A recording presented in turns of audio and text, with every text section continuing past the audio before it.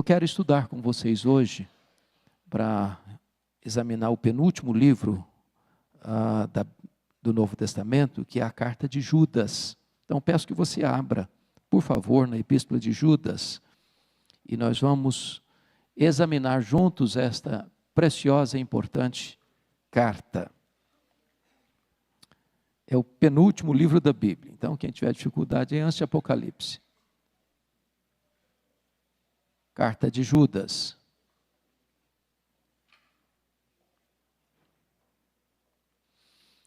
Acho que todos vocês sabem que esse Judas não pode ser o Judas Iscariotes, né? Esse Judas aí é o irmão de Jesus. E vale destacar que os irmãos de Jesus não acreditavam nele até a sua ressurreição. Então, ele escreve esta pequena carta para alertar a igreja, já quase no final do primeiro século, sobre um grande risco que a igreja estava enfrentando, que era a infiltração e a perversa e perigosa influência dos falsos mestres. Este foi o primeiro sinal que Jesus Cristo destacou, que antecederia a segunda vinda de Cristo. E se lá no começo do cristianismo os falsos mestres já ofereciam um perigo tão grande para a igreja, quanto mais hoje, quando os dias se aproximam para a sua consumação. E então nós vamos examinar esta carta hoje, e o tema central desta carta, o versículo central desta carta é o versículo 3. E eu queria que você lesse comigo o versículo 3. Pode ler junto comigo? Amados, quando empregava toda a diligência em escrever-vos acerca da nossa comum salvação, foi que me senti obrigado a corresponder-me convosco, exortando-vos a batalhardes diligentemente pela fé que uma vez por todas foi entregue aos santos. Você note aí a palavra batalhar, na língua grega, traz a ideia de agonizar. Nós estamos numa luta, nós estamos numa refrega, numa batalha, onde o evangelho é atacado, onde o evangelho é distorcido, onde o evangelho é comercializado, onde o evangelho é minado pelas falsas doutrinas, pelos falsos mestres, e nós não podemos nos omitir, nos acovardar. Nós precisamos batalhar, agonizar até. E Judas diz que tem que ser uma batalha diligente, pela fé que uma vez por todas foi entregue aos santos, ou seja, não há outro evangelho. Não espere uma nova versão do evangelho. Não espere um upgrade no evangelho. Não espere uma atualização do evangelho. Então, sempre que você encontrar alguém, não, eu descobri uma nova verdade, eu recebi uma nova revelação, eu tive uma nova visão, agora eu recebi uma outra compreensão, fuja disso, porque o evangelho foi dado e ele é definitivo, não tem outro. Uma vez por todas dada aos santos. Então, a carta de Judas tem esse propósito de ser uma defesa do verdadeiro evangelho. Então vamos olhar aí alguns pontos. Primeiro, um chamado à batalha espiritual. Primeira coisa que Judas estabelece é definir o exército de Deus. Ele faz isso aí nos versos 1 e 2. Ele, muito humilde, não se apresenta como irmão de Jesus, mas como servo de Jesus Cristo e irmão de Tiago, que também era irmão de Jesus. Então note você que a primeira marca desse homem é não buscar para si holofotes, é humildade. E ele define aí o exército de Deus de 3 maneiras. Primeiro, eles são os chamados. Segundo, eles são os amados. E terceiro, eles são os guardados. A primeira coisa é que quem é você? Quem somos nós? Primeiro, nós somos chamados. Nós fomos chamados com santa vocação. Ninguém aqui é cristão porque deliberadamente, eu vou ser um cristão, toma essa decisão por mim mesmo, isso é uma iniciativa minha, esse poder de entrar para o cristianismo é um poder que está na minha mão. Não. Você e eu só viemos a Cristo porque fomos chamados. Jesus Cristo disse: ninguém pode vir a mim se o Pai não o trouxer. Então você e eu estamos aqui porque Deus nos chamou. Nós jamais estaríamos aqui de moto próprio, de vontade própria. Segundo lugar, nós somos amados em Deus. É maravilhoso você saber disso. Você está aqui porque você é amado, muito amado, e amado pela pessoa mais importante do universo. Você é amado por Deus. Amor eterno. Terceiro, você está guardado em Cristo Jesus. Você não precisa ter medo. Você não precisa ficar na corda bamba. Você não precisa ficar inseguro. Você não precisa pensar: bom, será que eu vou chegar lá? Será que eu vou alcançar a salvação, a vida eterna, a bem-aventurança eterna? Será? E você fica cheio de medo, de insegurança, de incertezas. Não, você já está guardado. Você já está seguro. Nada, nem ninguém pode tirar você das mãos de Cristo. A segurança é garantida pelo próprio Deus. Então, primeira coisa que Judas define é o que os crentes são. A segunda coisa é o que é que os crentes têm. Depois de falar quem são, ele diz o que é que eles têm. E tem três coisas também.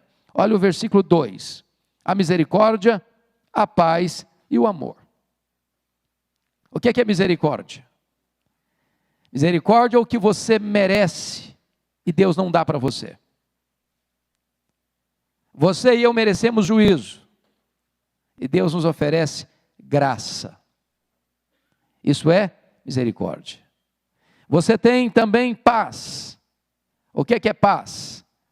É que antes você e eu éramos inimigos de Deus, estávamos separados de Deus, e agora nós somos reconciliados com Deus. Não tem mais muro entre você e Deus. Agora você tem livre acesso à presença de Deus. Agora você está em paz com Deus. Terceiro, o que é que você tem? Você tem amor. O amor de Deus derramado no seu coração. Um amor abundante, um amor imerecido, um amor provado. Pois bem, depois que Judas trata deste exército de Deus, a partir de agora ele vai focar um pouco sobre quem é o inimigo contra quem nós lutamos. Se nós somos um exército, nós temos um inimigo, nós temos um adversário. Quem é ele? O ponto de Judas é tratar dos falsos mestres, dos falsos profetas, do engano religioso. E ele vai então fazer uma definição deles. Primeiramente, olha o versículo de número 4. Eles são dissimulados, pois certos indivíduos se introduziram com dissimulação. O que é dissimulação? Quem pode me definir dissimulação? Alguém que entra com disfarce. É alguém que não tira a máscara para mostrar quem é. É alguém que esconde as unhas, que esconde os dentes. É alguém que parece ser, mas não é. E ele se introduz. O falso mestre, ele não fica lá no reduto dele, pregando as heresias dele, lá no cantinho dele. Não, o papel do falso mestre qual é? Se introduzir, se infiltrar, se misturar, entrar para dentro da igreja. E esses falsos mestres podem tanto vir de fora para dentro, como podem brotar de dentro para fora, porque também há na igreja de Deus salvos e não salvos. Igreja de Deus que eu estou falando agora é igreja visível, organização. Por exemplo, o pastor Arival disse que nós gostaríamos de receber mais 200 novos membros até dezembro. Mas quando os presbíteros desta igreja vão examinar esses candidatos, eles não têm a competência, nenhum de nós tem a competência para saber de fato quem nasceu de novo, quem não nasceu. Esse juízo e esse pente fino e esse filtro só Deus tem. Então é possível que na igreja visível, num dado momento, sem que nós tenhamos a capacidade de discernir, entre gente que não é de Deus, para se infiltrar. Esse é o perigo. a igreja de Deus, enquanto não for levada para o céu, ela enfrenta esse perigo e essa ameaça. É por isso que nós temos que batalhar diligentemente. Segunda coisa, olha o versículo 4 ainda. Esses homens, os falsos mestres, diz aí, os quais desde muito foram antecipadamente pronunciados para esta condenação, homens ímpios que transformam em libertinagem a graça do nosso Deus e negam o nosso único e soberano Senhor Jesus Cristo. Eles são, preste atenção, inimigos da graça de Deus. Por quê? Porque eles transformam em libertinagem a graça. O que é graça? A graça é um dom de Deus imerecido. Você, pela graça, está salvo, você é livre. Você é livre, você não é escravo mais.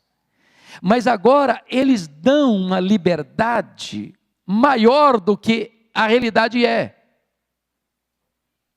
Porque a graça de Deus torna você livre do pecado e não para o pecado. Você não é livre para pecar, você é livre para não pecar. É a diferença do não pode para o pode não. O homem que é escravo do pecado, ele não pode deixar de pecar porque ele é escravo. Ele é escravo da bebida, ele é escravo do sexo, ele é escravo do cigarro, ele é escravo da mentira, ele é escravo das drogas, ele é escravo da vaidade, ele é escravo do orgulho, ele é escravo dos demônios, ele é escravo do mundo, ele é escravo da carne, ele é escravo. Ele não pode. A graça de Deus nos liberta para não pecarmos. Você pode? Poder eu posso, mas eu posso não também. Eu posso não beber, eu posso não fumar, eu posso não me drogar, eu posso não me prostituir, eu posso não ser desonesto, eu posso não. Então a graça nos livra do pecado. O que é a libertinagem? Não, você pode fazer tudo. E aí a pessoa se rende ao pecado pensando que ela é livre. Porque pensa comigo o que é o discurso da liberdade hoje. O pastor falou da novela aí da Globo. Se você parar para perguntar a essas pessoas, elas acham que são livres. Estão proclamando uma liberdade, estão levantando uma bandeira de liberdade. Nada de proibição, nada de restrição, nada de barreiras, nada de balizas, nada de proibições. É proibido proibir. Isso para eles é liberdade, mas isso não é liberdade, isso é libertinagem. O que é que os falsos mestres fazem? Transformam a graça de Deus em libertinagem.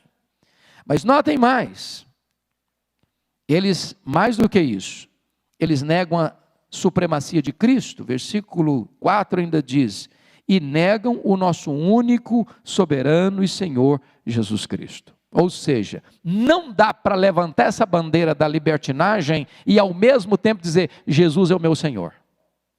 Não dá. Então o que eles fazem? Mudam a doutrina. Preste atenção nisso, irmãos. A doutrina é mãe da ética. O que você crê, você faz. Se você tem um comportamento errado, automaticamente você vai fazer o quê? Mudar a doutrina. E se você muda a doutrina, você vai ter um comportamento errado. Então não dá para defender que Jesus Cristo é o Senhor e ao mesmo tempo viver uma vida desregrada. Mas mais, esses inimigos, preste atenção, eles estão destinados à condenação, porque o texto diz, versículo 4, foram antecipadamente pronunciados para esta condenação. Em outras palavras, aqueles que escolhem o caminho da libertinagem, da falsa doutrina, não escaparão do juízo condenatório de Deus. Pois bem, o que a igreja vai fazer com isso? Versículo 3, você vai batalhar diligentemente pela fé, que uma vez foi dada aos santos. Então, já que você sabe que os falsos mestres estão por aí, estão se infiltrando, estão levantando as suas bandeiras de libertinagem, não se sujeitando ao senhorio de Cristo, qual o papel da igreja? Batalhar pela verdade. Irmãos, isso é muito importante. batalhar pela verdade, nós não podemos abrir mão da verdade.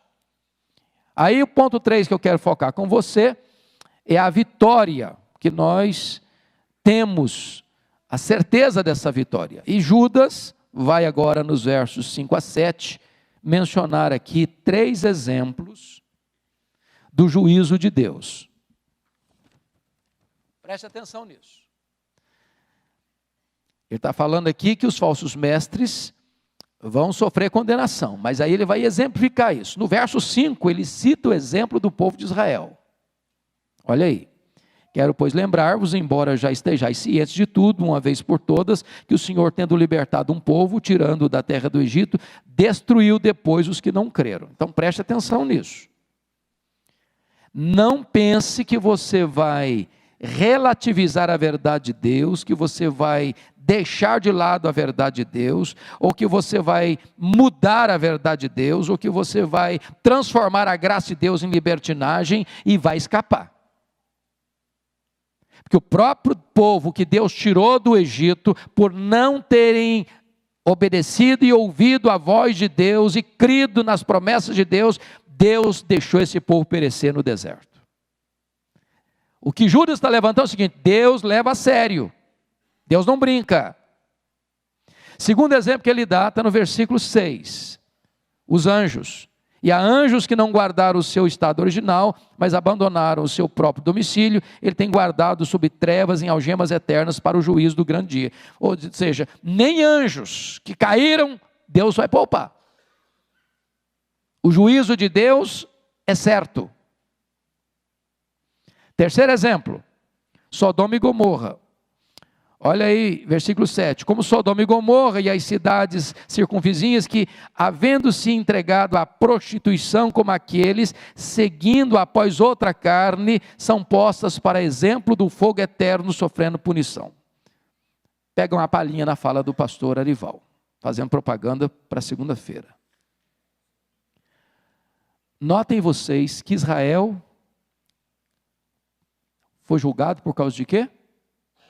No versículo 5, porque não creram.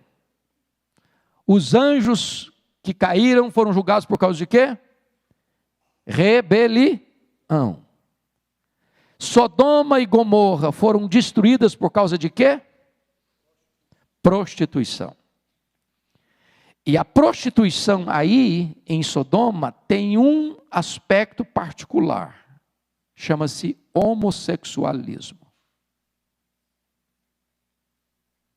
Notem vocês que, seguindo após outra carne, são postas, por exemplo, do fogo eterno sofrendo punição. O grande problema de Sodoma é que era uma sociedade não só corrupta, promíscua, mas era promíscua no aspecto da homossexualidade. Para vocês terem uma ideia, os sodomitas quiseram fazer sexo com os anjos, que se hospedaram na casa de Ló. Porque os anjos aí assumiram uma forma humana. A nossa sociedade está querendo hoje aplaudir essa prática, achando-a legítima, achando-a normal, querendo dar um selo de legitimidade a esta prática. Porque a nossa sociedade não quer mais um selo moral, ela quer o selo da liberdade, só que ela confunde liberdade com libertinagem. Ser é livre. Livre para fazer o quê? O que quiser. Porque a sociedade acha que o que regula as decisões é o amor. Eu gosto, eu amo. Se eu amo um cachorro, eu posso me casar com um cachorro. Se eu amo um outro homem do mesmo sexo, eu posso casar com outro homem do mesmo sexo. Se uma mulher ama outra mulher do mesmo sexo dela, ela pode casar com essa outra mulher, porque é o amor que manda. E esse amor aí não é o amor regulamentado pela Escritura. É um sentimento que Paulo chama de paixão infame, de um erro. Então notem isso, irmãos, que quando você pensa, nós estamos vivendo uma nova moralidade, essa nova moralidade é a mesma moralidade de Sodoma e Gomorra, isso não é nova coisa nenhuma. A perversão não é um fato novo. Isso é um fato antigo, que vem talvez hoje com novas roupagens, com novos discursos, mas que vem para quê? Para minar a família, para arruinar a sociedade. Agora pense comigo isso, por que Sodoma e Gomorra foram destruídas? Por causa da promiscuidade. Por que o Império Romano caiu nas mãos dos bárbaros? Por causa da promiscuidade. Não há nenhuma nação forte se ela é promíscua. O juízo de Deus vem. O juízo de Deus cai sobre a nação, sobre a família. Podem ter certeza disso. Deus nunca mudou. A palavra dele continua sendo a verdade eterna e inabalável. Agora, vamos ver o segundo ponto que Judas vai tratar, que é quando os falsos mestres são desmascarados, ou desmascarando o inimigo. E isso está nos versos 8 a 16. A primeira coisa que você vê aí é que Judas desmascara esses falsos mestres, mostrando que eles rejeitavam a autoridade divina. Veja comigo o versículo 8. Ora, estes, da mesma sorte, quais sonhadores alucinados, não só contaminam a carne, como também rejeitam o governo e difamam autoridades superiores. Veja você que não há obediência à autoridade. Um falso mestre não segue um roteiro de obediência, de jeito nenhum. Ele não se submete. Ele é um sonhador alucinado. Ele segue o seu próprio coração enganoso. Agora note qual é a consequência dessa rebelião. Versículo 10. Estes, porém, quanto a tudo o que não entendem, difamam. E quanto a tudo o que compreendem por instinto natural, como brutos sem razão, até nessas coisas se corrompem. Você já parou para perceber que o discurso desse time da libertinagem é que eles têm um conhecimento superior? Passam a ideia que você é crente, você é um quadrado, você é um ultrapassado, você é um jurássico, você não acompanha o desenvolvimento da sociedade, você não compreende a nova perspectiva do mundo, do homem, da sociedade. Eles se acham numa torre de marfim da sapiência, do conhecimento. E Judas não tem outra palavra para descrevê-los, a não ser esta palavra: brutos sem razão. Eles é que não discernem. E aí, o texto está nos informando que eles, até nessas coisas, eles se corrompem. Há uma corrupção de princípios e de valores, chegando àquele estágio de Isaías 5:20, ai dos que chamam luz de trevas e trevas de luz, o amargo de doce e o doce de amargo. Não é apenas uma tolerância ao mal, é agora uma inversão dos valores. E você que adota uma ética granítica, inflexível, absoluta, você que está errado. Então inverteu os papéis. E agora você vai ver no verso 11 a condenação dos rebeldes. Você pode ler o 11 comigo? Vamos lá? Ai deles, porque prosseguiram pelo caminho de Caim, e movidos de ganância, se prepararam pelo erro de Balaão, e pereceram na revolta de Coré. São 3 personagens citados aí. Quais são os personagens? Caim, Balaão, Coré. Qual foi o problema de Caim? Ele quis seguir a Deus do seu jeito. Quando Deus o corrigiu, o exortou, ele não obedeceu. Ele endureceu ainda mais. E caminhou ainda mais rumo ao pecado. E depois que pecou, ele quis fugir de Deus. Quando Deus o apanhou, ele se ressentiu. É alguém que não se quebranta, porque a Bíblia diz que ele era do maligno. Está lá em 1 de João. Ele era do maligno. Não entre por esse caminho de resistência à voz de Deus. Deus exortou você, abaixa a fronte, não endureça serviço. Qual era o problema de Balaão? Balaão vendeu a consciência dele, o ministério dele, por dinheiro. Vocês acham que tem gente hoje mudando a mensagem por causa de dinheiro? Vocês acham que tem gente hoje sujeitando-se à conveniência do lucro? Pois isso não é coisa nova não, isso é antigo. Balaão fez isso, vendeu a consciência dele para dar uma falsa mensagem, para pegar Israel num laço perigoso. Qual o problema de Coré? Coré não aceitou a autoridade de quem? De Moisés. Rebelião, insubmissão, rebeldia contra a autoridade constituída por Deus. Então preste atenção. Uma coisa é um líder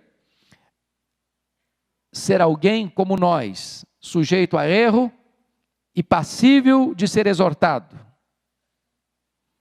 Outra coisa é alguém se opor à liderança deliberadamente, apenas para resistir à autoridade dessa liderança, constituída por Deus. Deus não aceita isso. Foi o que aconteceu com Coré. Ele sofreu as consequências da sua rebeldia. Segundo ponto que eu quero levantar aqui, desse aspecto de desmascarar os inimigos, é que eles recorreram a uma deliberada hipocrisia. Eu quero chamar a sua atenção para os versos 12, 13 e 16, porque Judas vai usar aí 7 figuras para descrever esses falsos mestres hipócritas. Quais são as figuras? Vamos lá. Primeira figura, versículo 12, confira comigo. Você pode ler o 12 comigo? Vamos lá?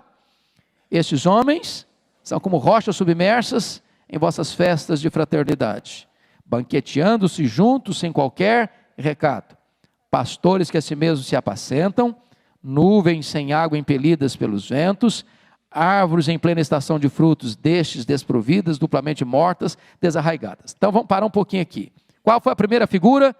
Rochas submersas em vossas festas de fraternidade. O que é uma rocha submersa, gente? O que ela provoca, uma rocha submersa? Acidente. Você lembra do Titanic? O iceberg? Qual o perigo de uma rocha submersa? Qual o perigo? Você não vê. Você olha para o mar, está calmo. Você navega. Pum, se choca numa rocha. Como é que eles fazem? Se introduzem aonde?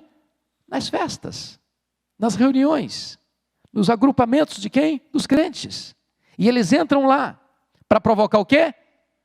Acidentes, desastres. Cuidado, porque os falsos mestres se infiltram. Não vejo uma figura mais eloquente, mais vívida do que esta, de alerta para a igreja. Segunda figura, são pastores que apacentam a si mesmos.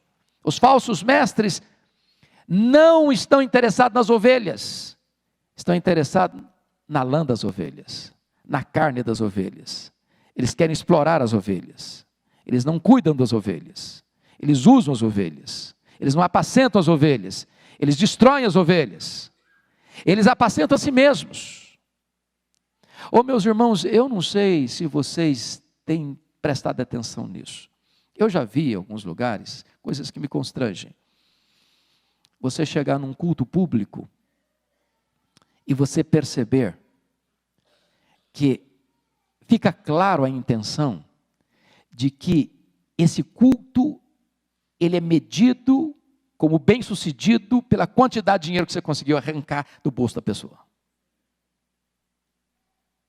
Mas isso fica claro, isso é nítido.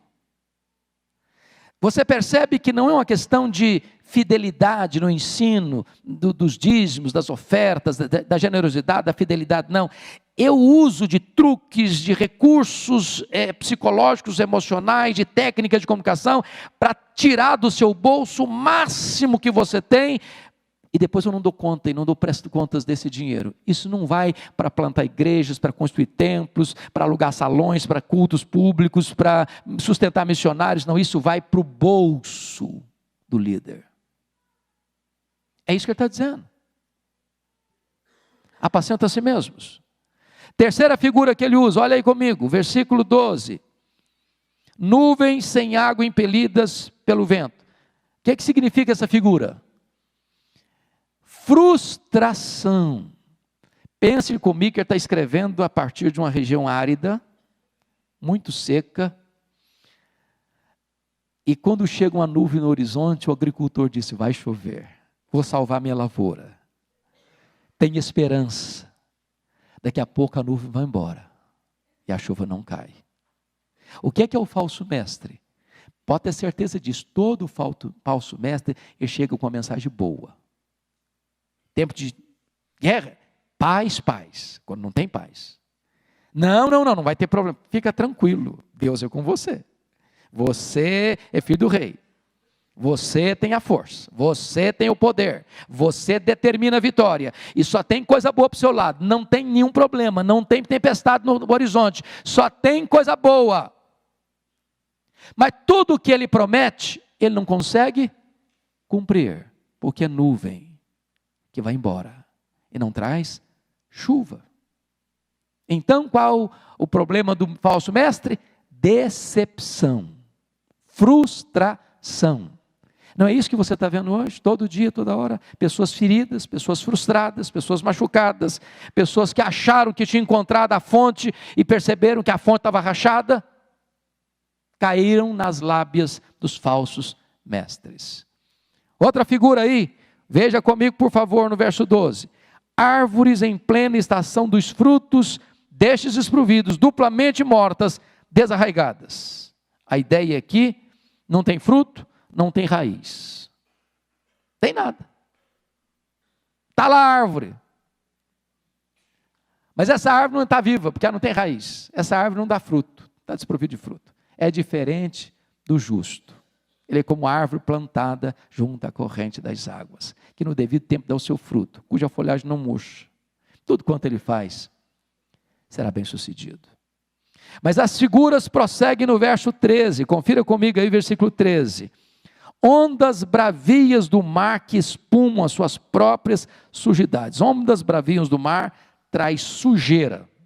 Está lá em Isaías 57, 20. E traz mais o quê? Perigo.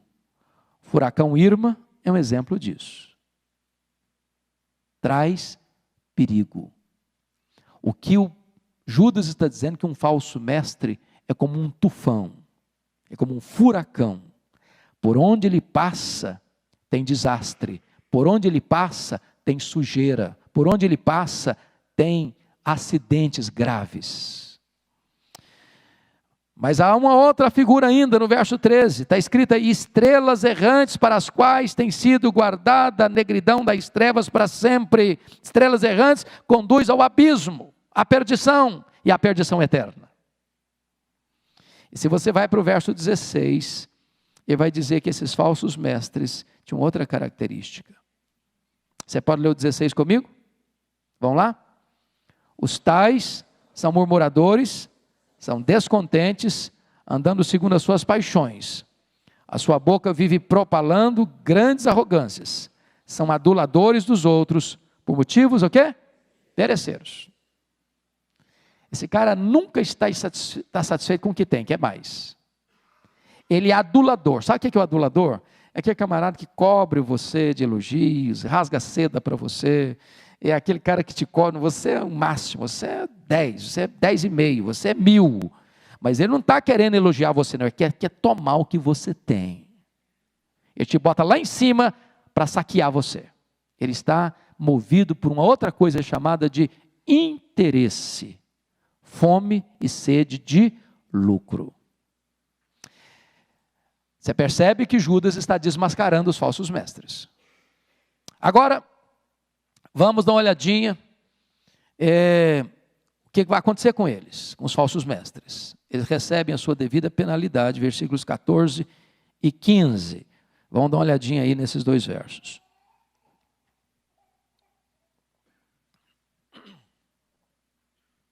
Notem comigo.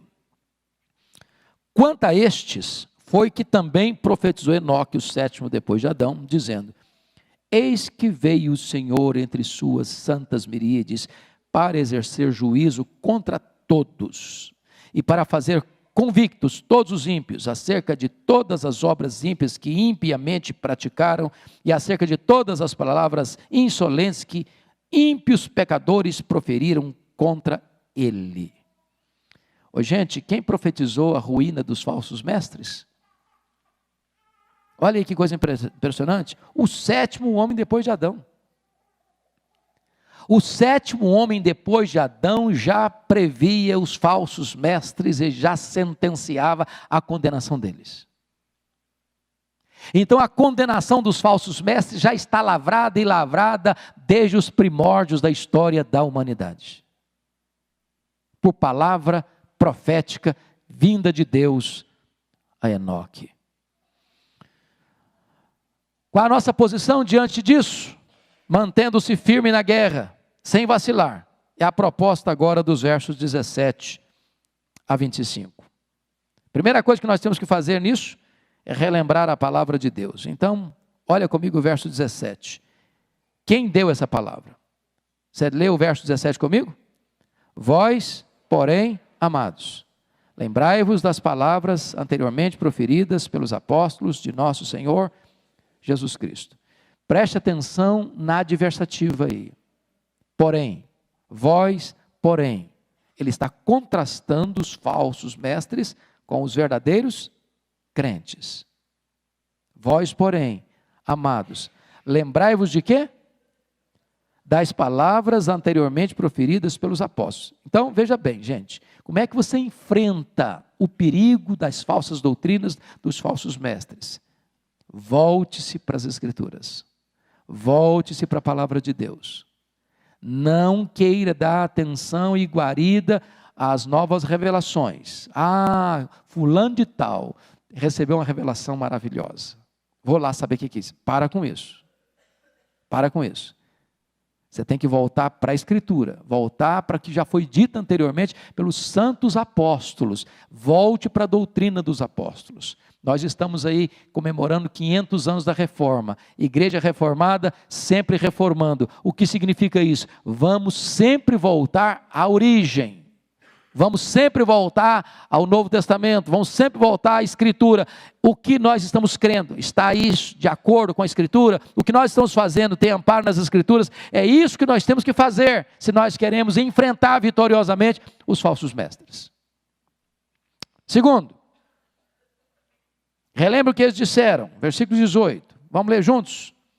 Os quais vos diziam: no último tempo haverá escarnecedores, andando segundo as suas paixões. Então, relembre uma coisa. O que é que os apóstolos disseram lá atrás? Não se surpreendam se os falsos mestres estão por aí. Os apóstolos alertaram sobre isso. Aliás, Enoque, o sétimo homem depois de Adão, já alertou sobre isso. A Bíblia toda é uma trombeta de Deus a alertar sobre isso. A história é um outdoor de Deus a alertar sobre isso. Então fique apercebido e acautelado sobre estes perigos. Terceiro, relembre por que os apóstolos disseram isso. Verso 19. Pode ler comigo? São estes os que promovem divisões sensuais que não têm o Espírito. Então um falso mestre, ele está preocupado com quem? Com ele. Ele não está preocupado com as ovelhas, ele não está preocupado com a soberania, com o senhorio de Cristo, ele não está preocupado com as Escrituras, ele está preocupado em tirar vantagens pessoais, interesseiras, de lucro. Então, se você ler na segunda carta de Pedro, no capítulo 2, os falsos mestres faziam comércio dos crentes. Os falsos mestres olham para os crentes como um produto de consumo, que produz para eles vantagens financeiras. Você tem visto por aí afora alguns líderes religiosos que vendem a sua igreja. Vendem. De porteira fechada, como dizem em Minas Gerais. Sabe o que é de porteira fechada? Vende o templo com os crentes dentro. Virou propriedade. Então eles provocam divisões por quê? Porque o camarada, ele pensa o seguinte: eu tenho 200 membros. Bom, estou garantido. Esses 200 membros são os que vão mantê-lo. Porque ele olha para essas pessoas não como ovelhas de Cristo que precisam ser apacentadas, cuidadas, pastoreadas, mas eles olham para essas pessoas como alguém para que ele possa explorá-las e viver por elas, porque são elas que vão abastecê-lo. São produto de consumo. Por isso provocam divisões. Para que ninguém tasque as ovelhas entre aspas, que são deles. Como é que nós vamos fazer? Preste atenção nos versos 20 e 21. Nós vamos nos edificar a nossa vida cristã. Versos 20 e 21. Vamos de novo? Vós, porém, olha por favor o porém de novo, adversativa. Ele vai contrastando o que eram os falsos mestres com os verdadeiros crentes. Verso 20. Vós, porém, siga comigo. Amados, edificando-vos na vossa fé santíssima, orando no Espírito Santo. Então, note uma coisa aí, amados. Nós vamos o quê? Edificando-nos na nossa fé santíssima. Que fé santíssima? A mesma do verso 3. Exortando-vos a batalhardes diligentemente pela fé que uma vez por todas foi dada ou entregue aos santos. Essa fé aqui, irmãos, não é a fé, eu confio em Deus, não. Essa fé aqui é o conteúdo da verdade. É o conteúdo do cristianismo. São as verdades que estão contidas nas Escrituras. Então, Judas está nos ensinando uma coisa aqui. Nós precisamos fazer o quê? Edificarmos-nos na nossa fé santíssima. Volta para a Bíblia, estuda a Bíblia, medita na Bíblia, escute a palavra de Deus, entre na palavra de Deus, deixe que a palavra de Deus entre em você, e aí você vai sendo santificado, transformado de glória em glória. Versículo 21. Guardai-vos no amor de Deus, esperando a misericórdia de nosso Senhor Jesus Cristo, para a vida eterna. Notem agora, fechando o estudo, comprometendo-se com a evangelização, porque note uma coisa, eu acho isso magnífico. Você precisa guardar a palavra, você precisa reter a palavra, você precisa se edificar na palavra, você precisa estar fundamentado na palavra, mas essa palavra não pode ficar só para você. Eu sou crente, estou seguro, tenho certeza disso. Eu guardo isso com muito cuidado, as 7 chaves, num cofre que ninguém vê. Não, não é isso. A palavra de Deus que precisa ser preservada e guardada, ela precisa ser proclamada. E aqui Judas vai mostrar esse lado. Versos 22 e 23. Primeira coisa, versículo 22. Lá, vamos juntos? E compadecei-vos de alguns que estão na dúvida. Então, preste atenção nisso, irmãos. Um crente verdadeiro, ele se compadece. De quem? De quem está na dúvida. Dúvida como assim? Chega o falso mestre e diz uma coisa. Te faz promessas, te oferece vantagens, diz que você não precisa mais enfrentar a luta na vida, porque você é filho do rei, que se você tiver fé, você vai andar de Lamborghini, vai morar no apartamento de cobertura, você não vai mais andar de metrô, você não vai mais ter problema de saúde, tal. Aí chega o pastorzão e falou, meu irmão, se você aceitar Jesus, você vai ter a vida eterna, você vai ter luta, você vai ter prova, mas você tem a vida eterna. Aí o cara fica, não, mas para onde eu vou? Qual a proposta que é a verdadeira? O que eu faço? Ele está numa espécie de encruzilhada, numa hora de uma decisão.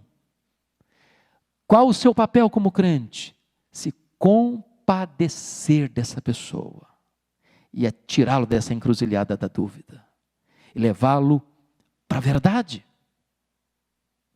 Segunda coisa que você faz, versículo de número 23.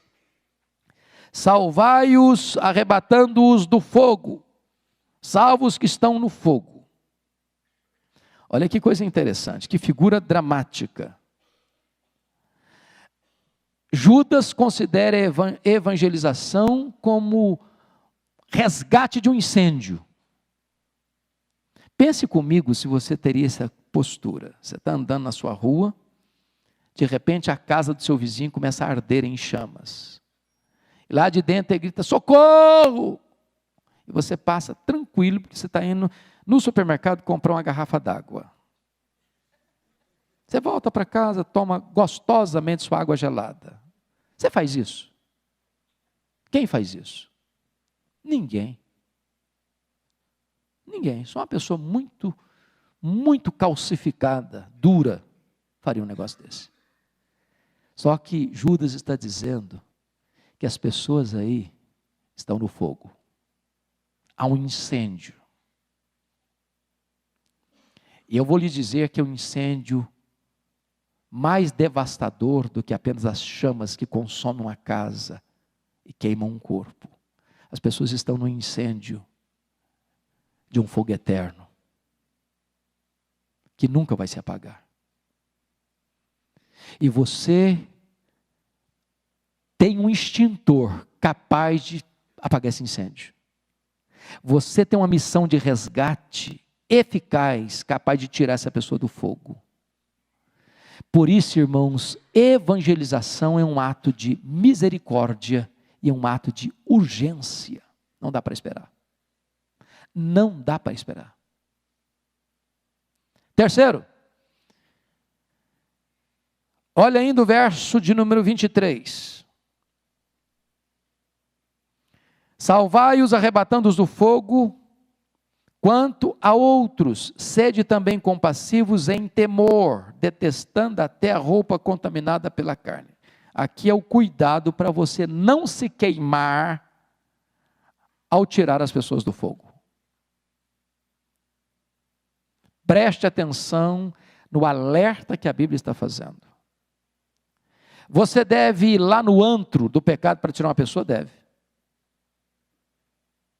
Tem algumas pessoas que vão aqui no, como é que chama? Cracolândia. Ok. Mas não pense que você é assim tão forte não, viu? Vá com cautela, vá com temor, vá com cuidado. Porque você é frágil. Você é vulnerável. Você está sujeito a ser contaminado por alguma coisa que pode atrair seu coração e você depois não conseguir sair. Não é que a Bíblia está me dizendo para não ir, tirar aquele que está lá, no fogo, na encruzilhada da dúvida, mergulhado no caudal mais terrível do pecado. O que a Bíblia me alerta é o seguinte, eu acho que o pastor Arival, se eu entendi bem, eu cheguei no final do sermão dele, estava mostrando isso, você precisa de ser revestido com um poder, para você não entrar nesse perigo. Não vá de cara limpa, não vá na força do braço, não vá sem a armadura de Deus, não vá sem a proteção do Altíssimo, porque você pode correr gravíssimos riscos de ser contaminado por esse perigo. E eu termino com os versos 24 e 25, que depois que ele dá a orientação de você se edificar sua vida cristã, de você comprometer-se com a evangelização, agora finalmente Judas diz, comprometa-se com Jesus Cristo. Primeiro, porque Ele é poderoso para nos guardar de tropeço. Pode ler o verso 24 comigo? Ora, aquele que é poderoso para vos guardar de tropeços, para vos apresentar com exultação, imaculados diante da sua glória. Eu acho isso maravilhoso, Porque note o versículo 23 dizendo: sede também compassivos em temor, detestando até a roupa contaminada pela carne. Mas ele não diz para você ser medroso, ou covarde, ou omisso. Porque no verso 24 ele diz que existe alguém que é poderoso para fazer o quê? Guardar de tropeço. Quem é que tropeça? Nós estamos sujeitos a tropeço. Você e eu. Nós ainda não fomos glorificados. Nós ainda moramos num corpo frágil.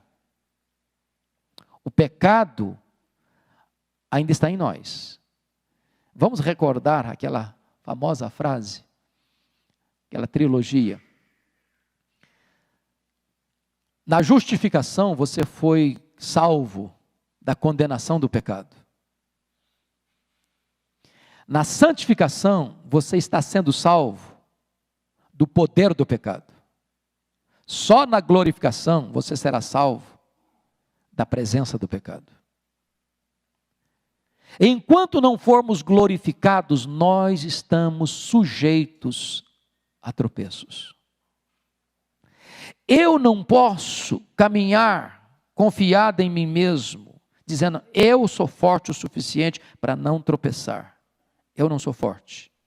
A não ser que Jesus me guarde, eu vou tropeçar. Eu preciso depender dele. Segunda coisa, ele é poderoso não só para nos guardar de tropeço, mas mais uma coisa, também ele é poderoso para nos levar à glória. Versículo 24, parte B, e para vos apresentar com exultação imaculados diante da sua glória, bendito seja o Senhor, porque ele é poderoso para completar a obra que começou a fazer em nós. Pode ter certeza disso. O final da nossa linha é sermos apresentados imaculados, com exultação na presença de Deus, para desfrutarmos da glória eterna.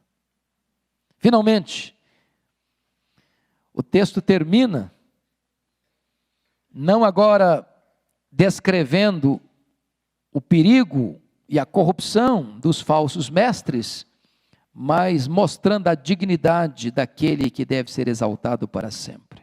Vamos ler todos juntos o verso 25 para encerrar? Vamos lá? Ao único Deus, nosso Salvador, mediante Jesus Cristo, Senhor nosso, glória, majestade, império e soberania, ante todas as eras, e agora, e por todos os séculos. Amém. Que doxologia belíssima de exaltação ao Deus da nossa vida. Nele nos refugiamos, nele nos deleitamos, ele é a razão da nossa vida. Amém. Pastor Arival, o senhor pode orar por nós, por favor? Vamos ficar de pé, irmãos? Vamos orar.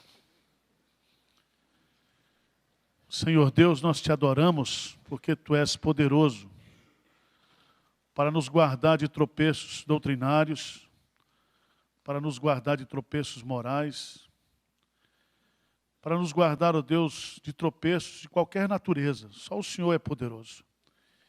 E nós queremos reconhecer a nossa dependência de Ti e pedir perdão pelos nossos pecados, na certeza de que o Senhor completará a obra que começou a fazer na nossa vida, Senhor. Pai, fortalece o coração de cada irmão aqui.